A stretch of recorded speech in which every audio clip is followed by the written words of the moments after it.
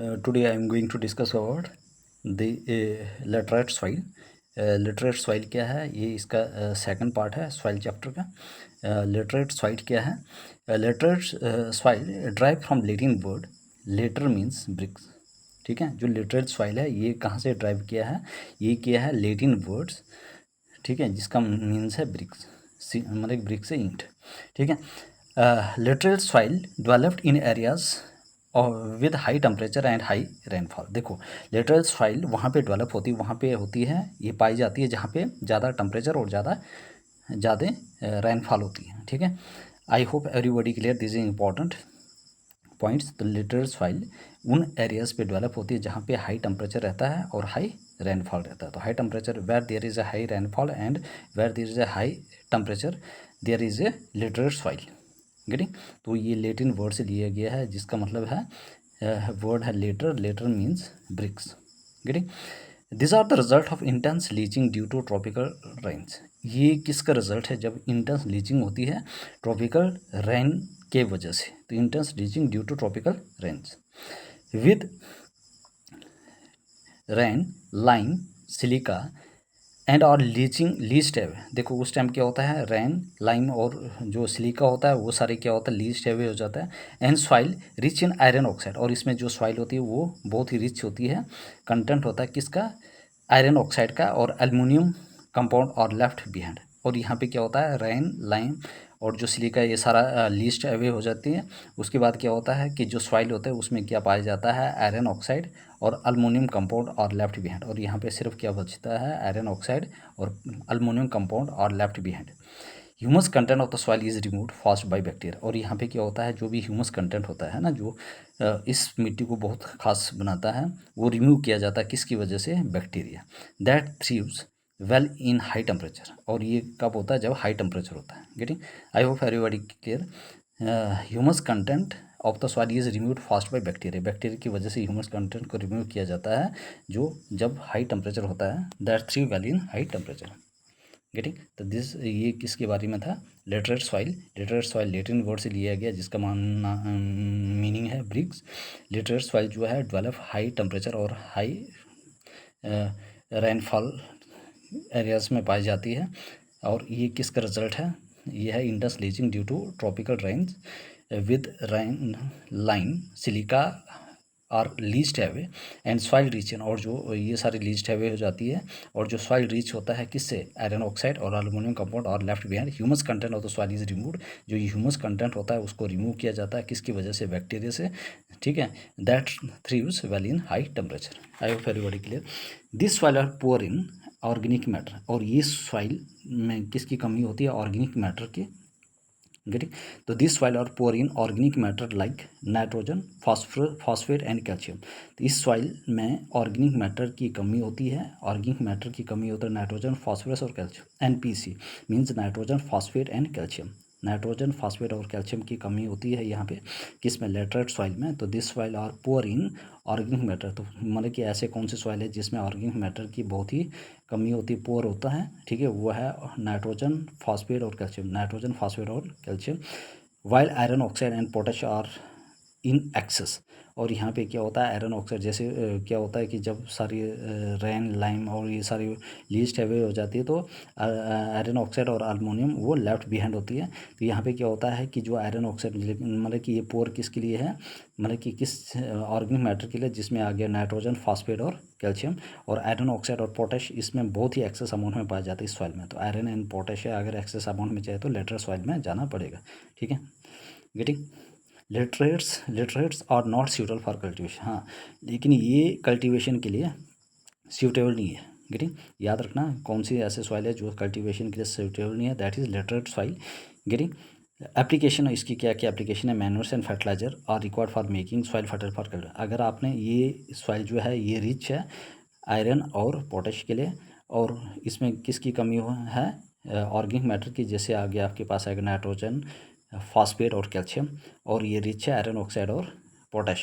ठीक है, लेटर्स वाली कल्टीवेशन के लिए सूटेबल नहीं है. अगर इसको सूटेबल बनाना है तो आपको फर्टिलाइजर और मैन्योर का इस्तेमाल करना पड़ेगा कि ताकि हम इसकी फर्टिलिटी बढ़ा सकें और आराम से इसके ऊपर हम कल्टीवेशन कर पाए. गेटिंग?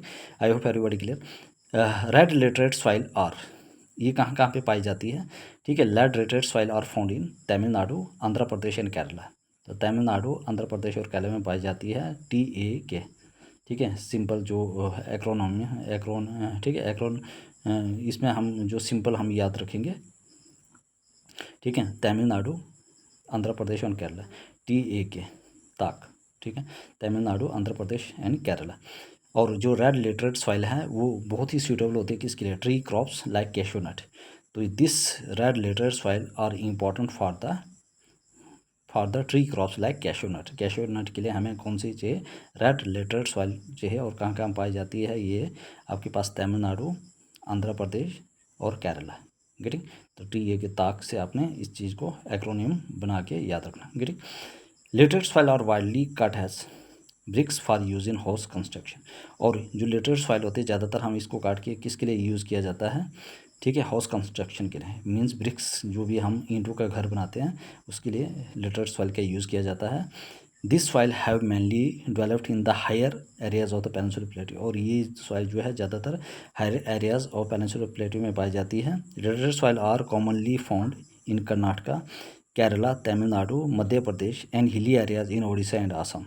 और जो लिटरेट सॉइल है ये कॉमनली रेड लिटरेट सॉइल कहाँ पे बनती है, रेड लिटरेट सॉइल वो बनती है आपके पास ताक में, मींस तमिलनाडु, आंध्र प्रदेश और केरला। लेकिन जो लिटरेट सॉइल है सिंपली वो कहाँ कहाँ पे होती है आपके पास आ गया, केरला में तो होती है, कर्नाटक में भी होती है, ठीक है। उसके बाद मध्य प्रदेश में होती है, हिली एरियाज में, and Odisha and Assam, getting. I hope everybody clear this important points of the laterite soil, getting. I hope everybody clear, ठीक है। Please make their own notes, this will help in pre examination mains as well as interview and other examination, state PCS, getting. अब है उसके बाद है गया arid soil. Arid soil is also important. Arid soil range from, देखो ये जो arid soil होती है ये कहाँ से कहाँ रेंज होती है, soils range from red to brown in colour. इसकी जो भी कलर होता है वो रेड से ब्राउन इसकी रेंज होती है। Generally Sandy in structure and saline in nature. देखो इसका जो स्ट्रक्चर होता है वो कैसे होता है, सैंडी, और नेचर कैसे होता है, सलाइन। तो स्ट्रक्चर में ये सैंडी होता है और स्ट्रक्चर कलर में कैसे, नेचर में कैसे होता है, सलाइन। तो जनरली सैंडी इन स्ट्रक्चर मतलब कि जो भी आपके पास एरिड सॉइल होता है तो इसका जो स्ट्रक्चर होता है वो सैंडी होता है और सलाइन में इन नेचर होता है। तो स्ट्रक्चर इन सैंडी और नेचर इन सलाइन। तो सलाइन इसका नेचर होता है और सैंडी इसका स्ट्रक्चर होता है, getting. Some areas the salt content is so high that common salt is obtained by ठीक है evaporating the saline water। अब यहाँ पे क्या होता है कि जो हमारे पास सैंडी और सलाइन में क्या होता है कि सैंडी स्ट्रक्चर होता है और जो सलाइन होता है वो नेचर होता है। तो सैंडी क्या होता है, स्ट्रक्चर, तो सलाइन क्या होता है, नेचर। तो if you are talking about the sandy एक स्ट्रक्चर है और सलाइन क्या है, एक इन नेचर होता है। तो कुछ ऐसे एरियाज़ होते हैं जहाँ पर साल्ट का कंसंट्रेशन बहुत ज़्यादा होता है, साल्ट की जो कंटेंट होता है बहुत ज़्यादा होता है, ठीक है। That common salt is obtain bye, और जो भी मतलब कि साल्ट का कंटेंट बहुत ज़्यादा होता है तो साल्ट जो भी हम ऑब्टेन करते हैं तो वो हम क्या करते हैं, वेपराइजेशन का, वेपरेटिंग पानी को वेपरेट कर देते हैं, मतलब कि वेपराइजेशन के प्रोसेस से इसको अलग कर देते हैं कि ताकि जो भी पानी हो वह वेपर्स बन के ऊपर चला जाए और हमें साल्ट मिल जाए। वेपरेटिंग द सलाइन वाटर, तो सलाइन वाटर को वेपरेट करने से हमें क्या मिलता है, साल्ट का कंटेंट मिलता है, getting. Due to dry climate, high temperature and accelerated vaporisation. अब जैसे क्लाइमेट कैसे रहता है, ड्राई रहता है, मतलब सूखा रहता है ना, मतलब कि रेनफॉल उतनी नहीं पड़ती है। तो क्या होता है कि आपके पास जो टेम्परेचर होता है वो हाई रहता है और मतलब कि जो भी वेपराइजेशन का रेट होता है वो बहुत ही तेज़ होता है। तो इससे क्या होता है कि मतलब कि आराम से जो नमक होता है उसको अलग करने में ये क्लाइमेट हमें मदद करता है, गेटिंग। तो they lack moisture and humus, और इसमें क्या होती है, किसकी कमी होती है, मॉइस्चर और ह्यूमस की कमी होती है। Nitrogen is insufficient and the phosphate content is normal. इसमें नाइट्रोजन जो होता है वो इनसफिशिएंट होता है, मतलब इसकी कोई भी मात्रा नहीं होती, बहुत ही कम होता है, मतलब ना के बराबर होता है। और जो फॉस्फेट का कंटेंट होता है नॉर्मल होता है, ना ज़्यादा ना कम, ठीक है। याद रखना एरिड सॉइल जो है वो बहुत ही इंपॉर्टेंट चीज़ है। रेड टू कहाँ पे, ब्राउन, और जनरली ये सैंडी स्ट्रक्चर में होता है और सलाइन इन नेचर में होता है। सम एरिया साल्ट कंटेंट क्या होता है, बहुत ज़्यादा होता है, तो इसलिए क्या होता है, वेपराइजेशन प्रोसेस से इस चीज़ को जो सलाइन वाटर से अलग किया जाता है। और ड्राई क्लाइमेट की वजह से हाई टेम्परेचर रहता है, और हाई टेम्परेचर से क्या हो गया कि वेपराइजेशन बहुत ही एक्सीलरेटरी हो जाता है, इसलिए इसमें किसकी कमी होती है, मॉइस्चर की कमी होती है और ह्यूमस की। तो नाइट्रोजन की कमी बहुत कमी होती है, मतलब इनसफिशिएंट अमाउंट में पाया जाता है, और फॉस्फेट नॉर्मल पाया जाता है। Getting? I hope everybody clear this important points. Getting? उसके बाद क्या हुआ, lower horizon of the soil और ऑक्युपाइड बाय, अब जो भी नीचे वाली जो सॉइल होती है नीचे सतह पे, ठीक है, ऑक्युपाइड बाय कंकर लेयर, तो जो भी नीचे वाली सतह होती है सॉइल की, उसको कौन ऑक्युपाई करता है, कंकर layer, because of the increasing calcium content downward, ठीक है, क्योंकि नीचे नीचे जो होता है वहाँ पे जो कैल्शियम का कंटेंट होता है उसकी मात्रा बढ़ती जाती है। तो lower horizon of the soil are occupied by kankar, याद रखना, जो भी लोअर हॉरिजन होता है सॉइल का वो किससे ऑक्युपाइड, किससे घिरी होती है, कंकर से। क्यों? क्योंकि इसमें जो कैल्शियम कंटेंट डाउनवर्ड्स वो बढ़ता जाता है। तो याद रखना, lower content of the soil are occupied by kankar, because जो भी बिकॉज क्यों, because of the increasing calcium content downward, क्योंकि जो कैल्शियम का कंटेंट होता है डाउनवर्ड वो बढ़ता जाता है। द कंकर layer formation in the horizon, in the bottom horizon restrict the infiltration of water. अब जो कंकर लेयर होती है जब वो बॉटम हॉरिजन में बनता है तो यहाँ पे पानी का जाना बहुत ही मुश्किल हो जाता है। तो जो भी कंकर से बनी हुई जो भी लेयर होती है तो वहाँ पे पानी की इन्फिल्ट्रेशन बहुत ही रिस्ट्रिक्टेड है। ठीक है, when irrigation is made available, जब भी इरिगेशन होती है ना, यहाँ पे सिंचाई होती है, तो soil moisture is readily available for sustainable plant growth. अब जो भी सॉइल का मॉइस्चर होता है वो रेडली अवेलेबल किसके लिए होता है, हमें सस्टेनेबल प्लांट ग्रोथ के लिए। Arid soil are characterised developed in western Rajasthan, और जो भी एरिड सॉइल है वो ज़्यादातर कहाँ पे डेवलप करता है, वेस्टर्न राजस्थान में। ठीक है, एग्जिबिट करेक्टरिस्टिक्स एरिड टोपोग्राफी, ठीक है, क्योंकि वहाँ पे क्या होता है, किसकी करेक्टरिस्टिक्स है, एग्जिबिट करता है arid topography. This soils are poor and contain little humus और एंड ऑर्गेनिक मैटर। इस सॉइल में क्या होता है, ये बहुत ही पुअर होती है, एंड कंटेंट, और इसमें मतलब बहुत ही पुअर होती है, और इसमें क्या होता है, ह्यूमस का कंटेंट बहुत ही कम होता है, एंड ऑर्गेनिक मैटर, तो ह्यूमस और ऑर्गेनिक मैटर का जो मैटर जो होता है वो बहुत ही कम होता है इस सॉइल में। आई ऑफ एवरीबॉडी क्लियर? जो भी कंकर वाली लेयर होती है lower horizon of the soil, उसको कौन ऑक्युपाई करता है, कंकर लेयर, क्योंकि इसका इंक्रीज कैल्शियम कंटेंट डाउनवर्ड बहुत ज़्यादा होता है, इसलिए पानी बॉटम लेयर तक नहीं पहुंच सकता है, बहुत ही रिस्ट्रिक्टेड होता है। जब एरीगेशन होती है तो ये चीज़ें मॉइस्चर रेडली अवेलेबल रहता है प्लांट ग्रोथ के लिए। तो एरिड जो है वो ज़्यादातर वेस्टर्न राजस्थान में उन जगहों में ये चीज़ें क्या होती है, पाई जाती है। तो I hope everybody clear, this is important feature of this getting.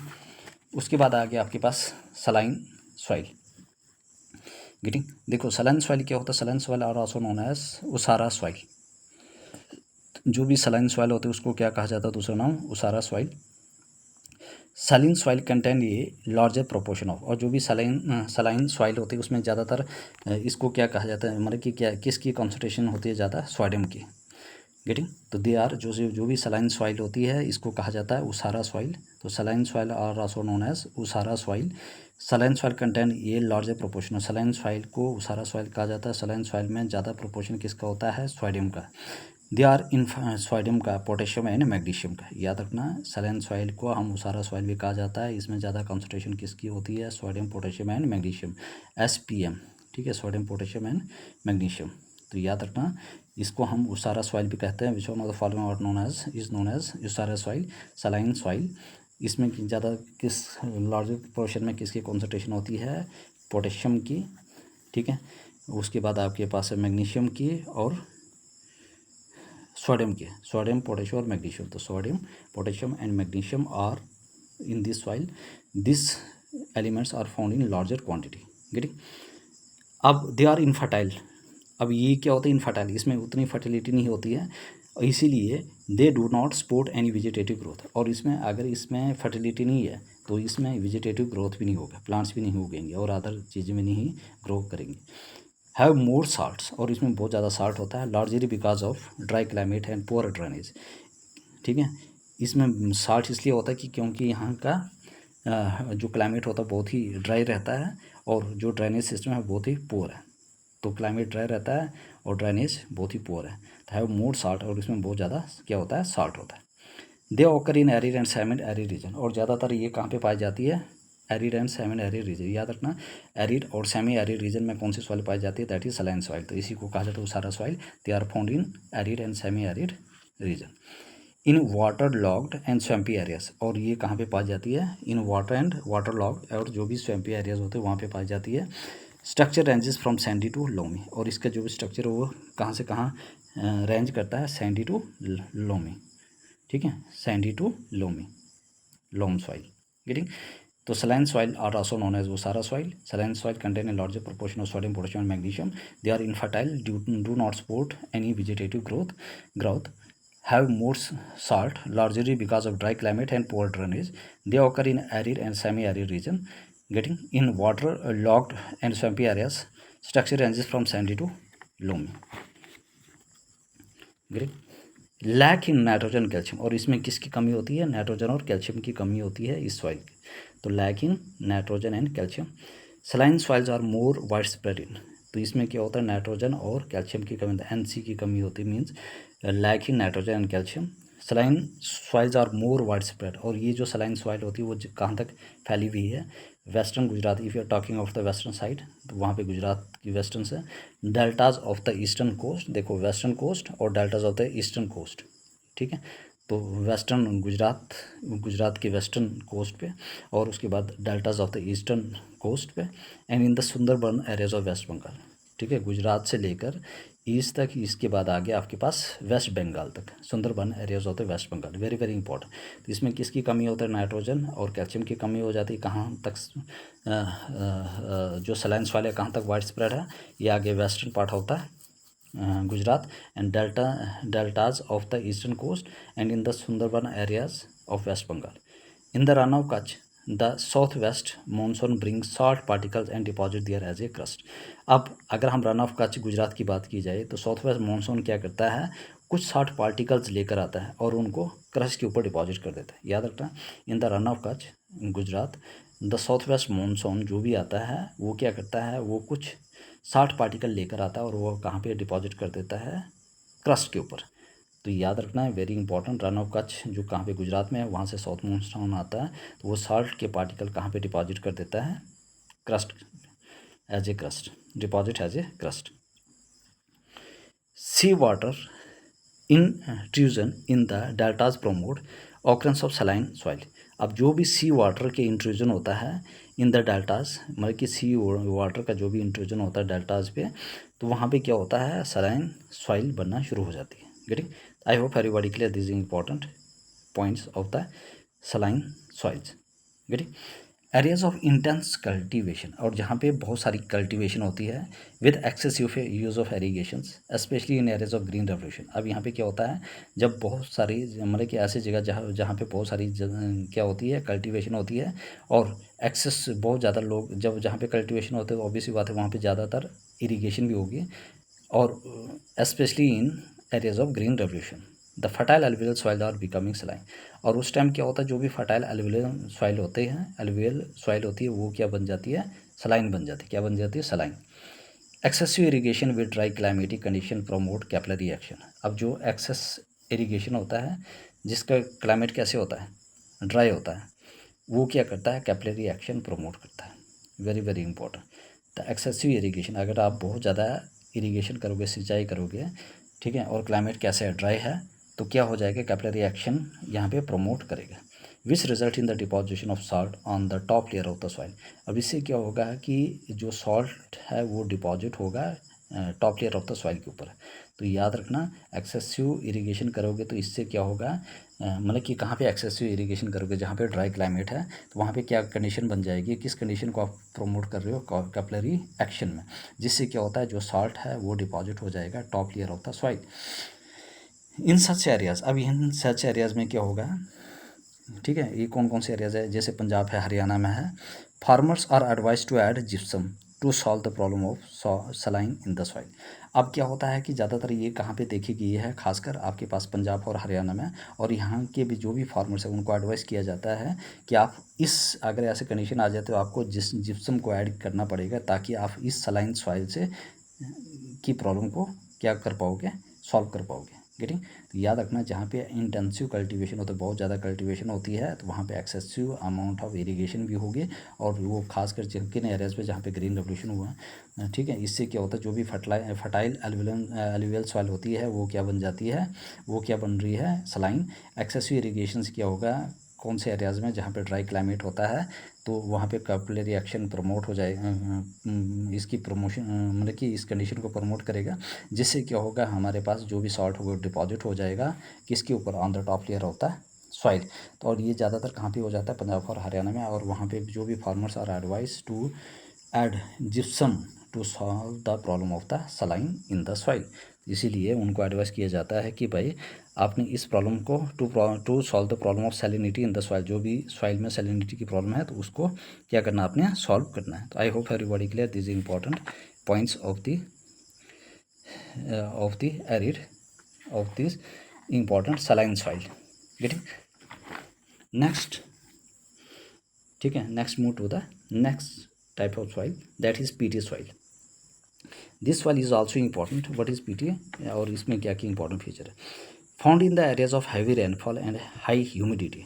ये वहाँ पे पाई जाती है जहाँ पे ज़्यादातर रेनफॉल होती है और जहाँ पे बहुत ज़्यादा ह्यूमिडिटी होता है। तो this soil are found in those areas where there is a very tremendous amount of heavy rainfall occurs and high humidity, good growth of vegetation. और यहाँ पे देखो जहाँ पे बहुत ज़्यादा रेनफॉल होती है और जहाँ पे बहुत ज़्यादा ह्यूमिडिटी होती है तो वहाँ पे वेजिटेशन की ग्रोथ भी बहुत ज़्यादा होती है।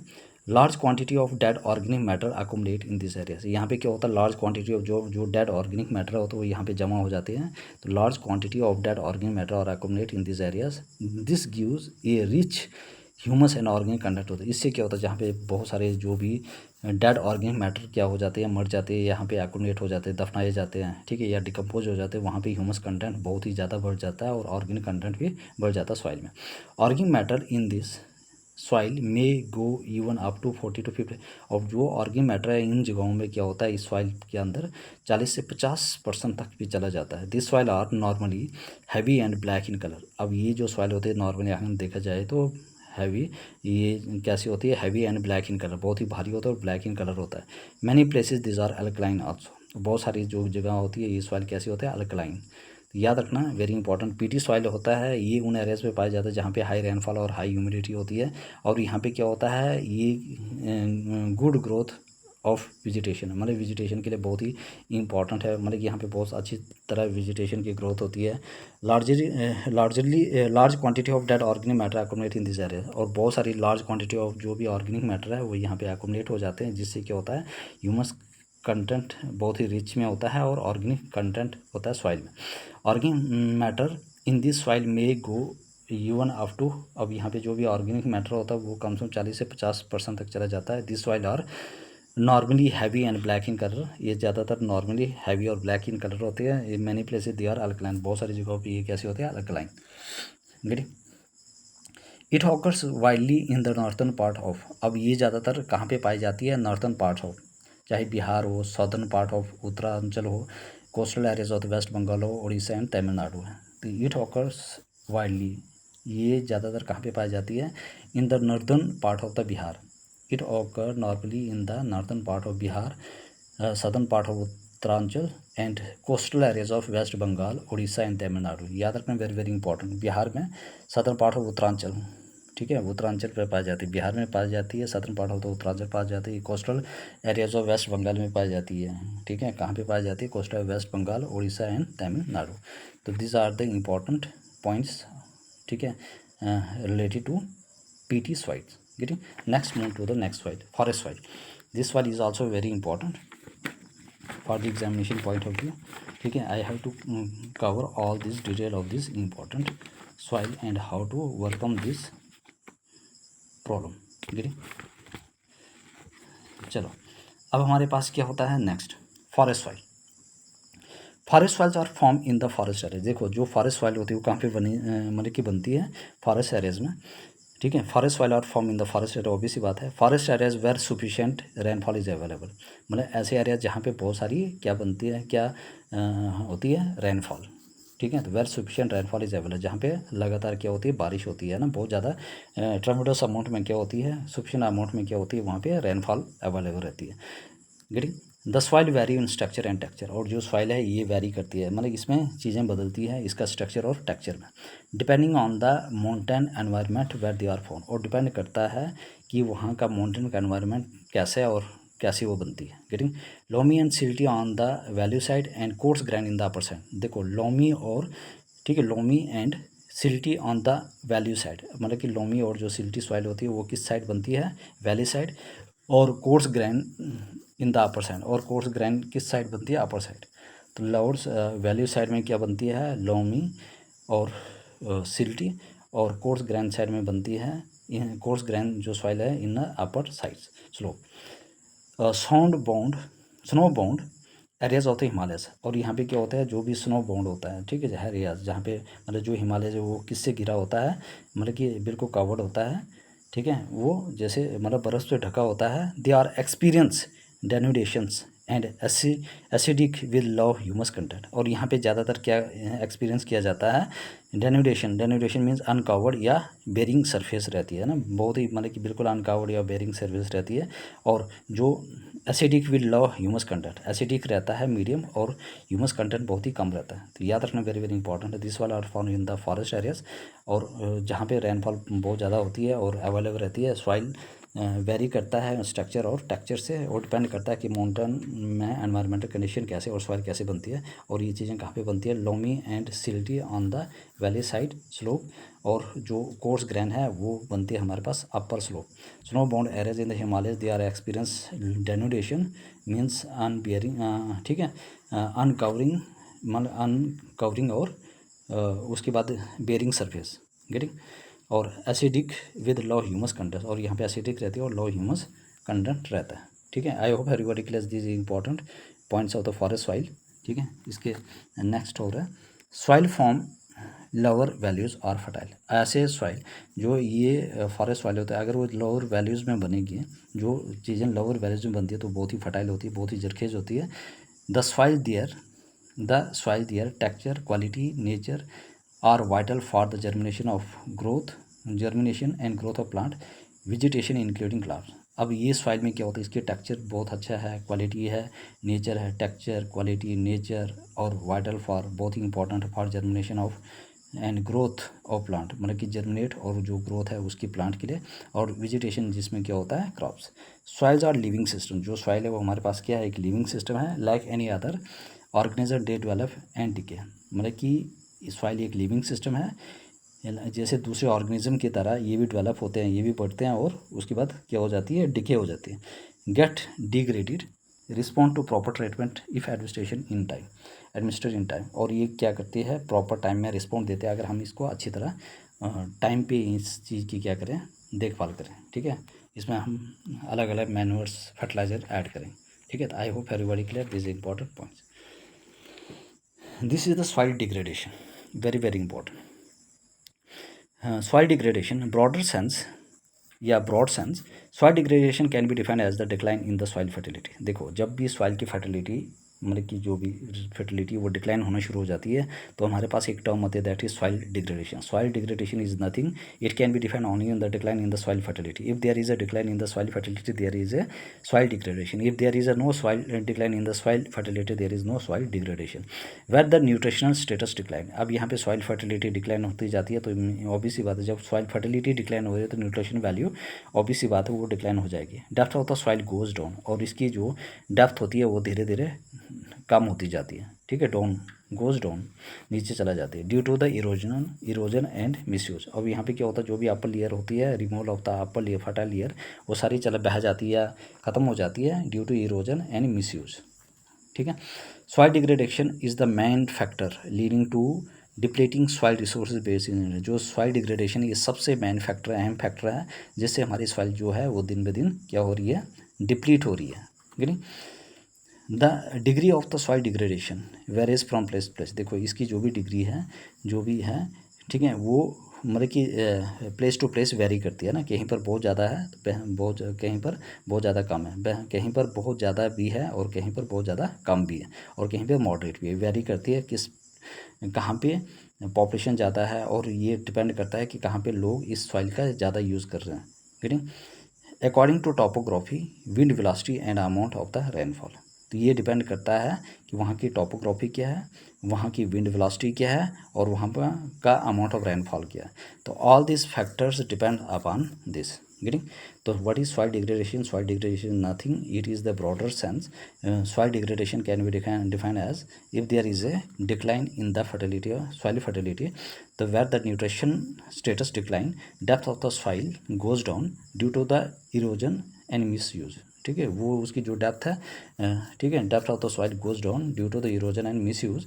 Soil degradation is the main factor leading to the depleting soil resource base in India. तो इससे क्या होगा, जो भी सॉइल है वो डिप्लीट हो रही है.